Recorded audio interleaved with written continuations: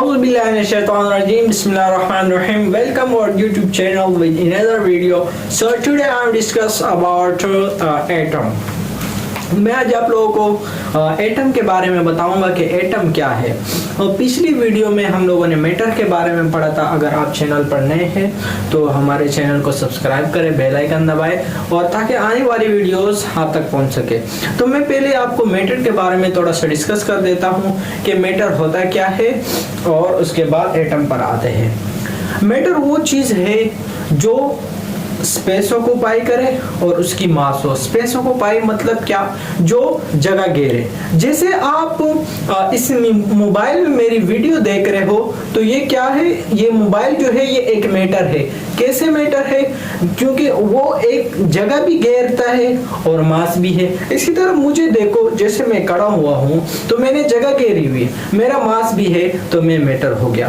अब एक साइंटिस्ट है डोमेक्रेटस, जिसने एटम को दरियाफ्त किया। उसने एक मैटर को उठाया, मिसाल में दे रहा हूं, एक मैटर को उठाया, वो उसको काटता गया। एक ऐसे दौर आ गया, मतलब एक ऐसा स्टेज आ गया कि वो उससे और नहीं कट रहा था, तो उसने उसको नाम दे दिया एटम। मतलब अगर मैं इस मार्कर को काटता जाऊं,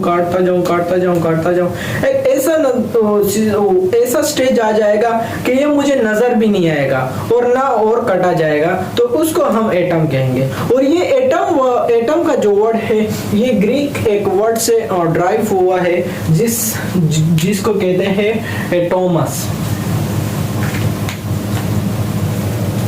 एटोमस से ड्राइव हुआ है, ड्राइव फ्रॉम एटोमस।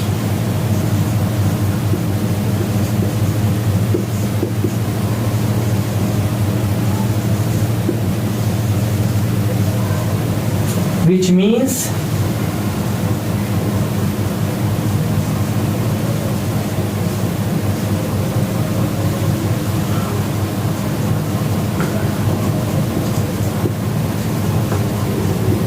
अनकटेबल, मतलब जो कटता नहीं हो, या अनडिविजिबल।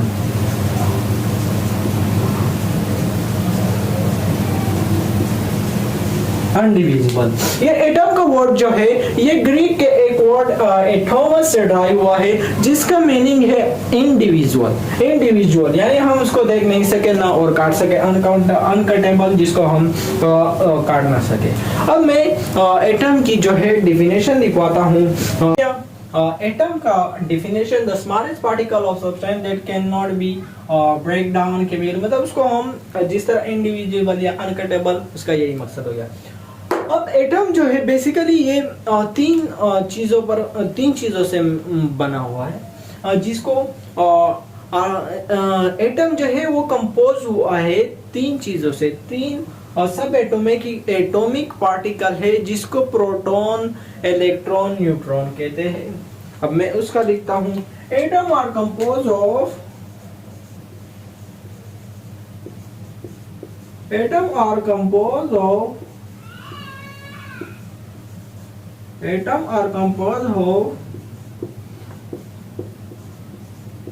three subatomic particles.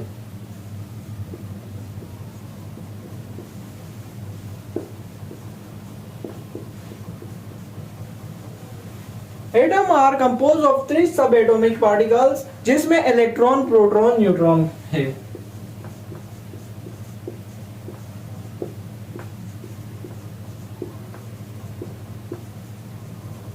मैं जल्दी दिख रहा हूं ताकि आप लोग अच्छा टाइम बच सके।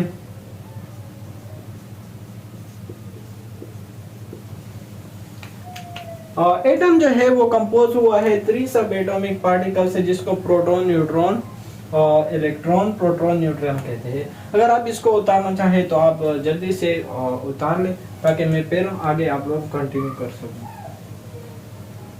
समझ में आ रहा है?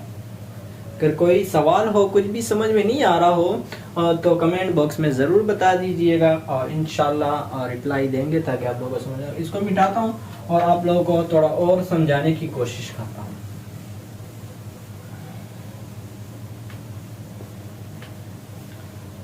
अब ये है एक एटम, मैं बात करता हूँ। ये ये एक एटम है, इसको एक एटम समझो। अब ये जो है ये उसका न्यूक्लियस है और ये उसका दूसरा शेल है। ये उसका क्या है? न्यूक्लियस है।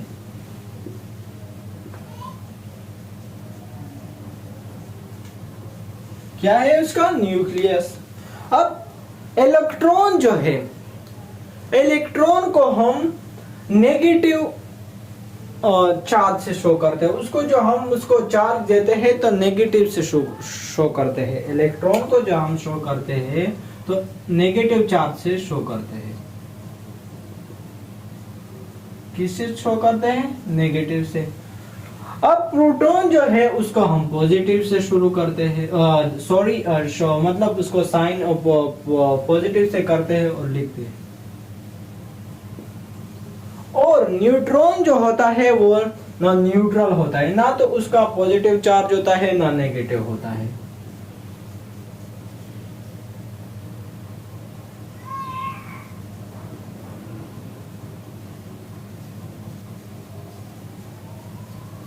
ये बात समझ में आ गई कि इलेक्ट्रॉन पर नेगेटिव चार्ज होता है और प्रोटॉन पर पॉजिटिव चार्ज होता है।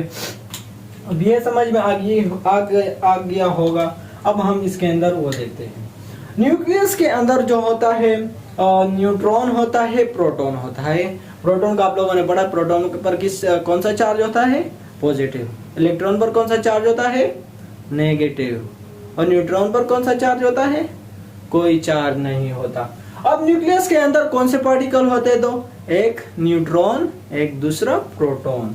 मिसाल के तौर पर ये एक प्रोटॉन है।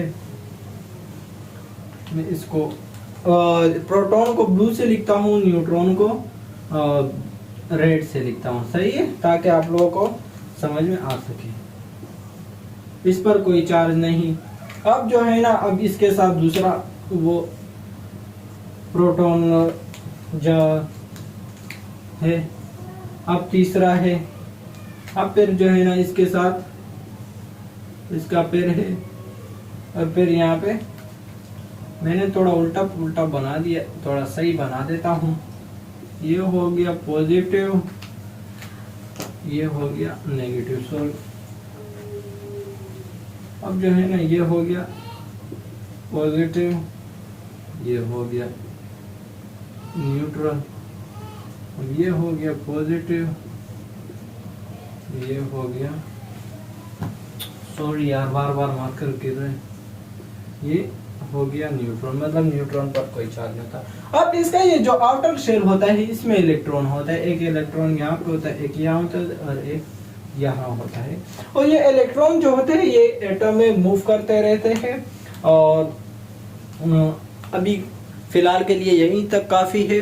और इंशाल्लाह अगले जो चैप्टर आएंगे, सेकंड आएगा, थर्ड आएगा कि इलेक्ट्रॉन कैसे आया, किसने दरियाफ्त किया, प्रोटॉन को किसने दरियाफ्त किया, कैसे आया, न्यूट्रॉन कैसे आया, तो इसको हम सेकंड चैप्टर में पढ़ेंगे। और फिलहाल के लिए ये काफ़ी है। अगर कोई भी चीज़ समझ में नहीं आई हो तो ज़रूर कमेंट बॉक्स में बता देना।